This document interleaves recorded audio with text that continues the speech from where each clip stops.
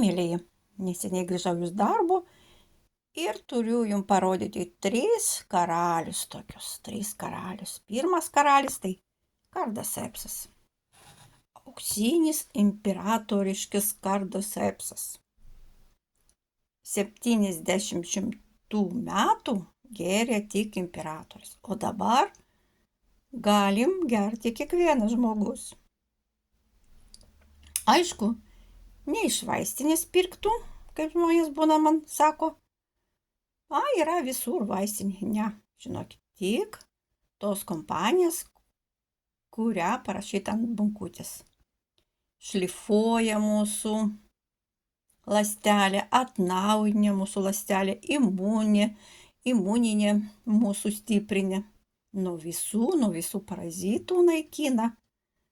Tai būtent tokį karalių reikia turėti kiekvienam.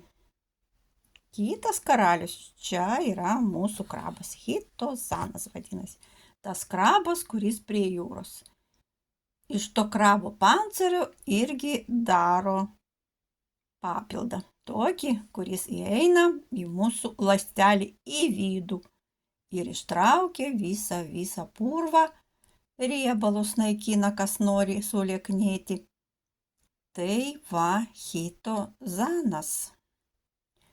Ir trečias karalis, tai va ikanas mūsų vadinamas dzin produktas, adaptogenas. Jūs prisitaikytis prie kiekvienos situacijos, kur nebebūtų. Ar yra ten chaosas, ar ten žmonės barasi, jums bus dzin. Jūs būsit visada ramus ir žiūrėsit į bet kokią situaciją labai ramiai. Kas valgo saldumynus, tai chromas, kuris yra šitam ikane sudėtyje, baido nuo saldumynus. Jūs nevalgysit saldumynų. Kas rūko, tai irgi nerūkys. Kas geria alkoholį labai daug, tai irgi padeda nuo to. Nuo visokių stresų, nuo nemigos, nuo menopauzės, kaip žmonės man rašo daugybė, negaliu visiems atsakyti. Tai super produktas. Tai va, tokie pas mane pastovi yra 3 karaliai.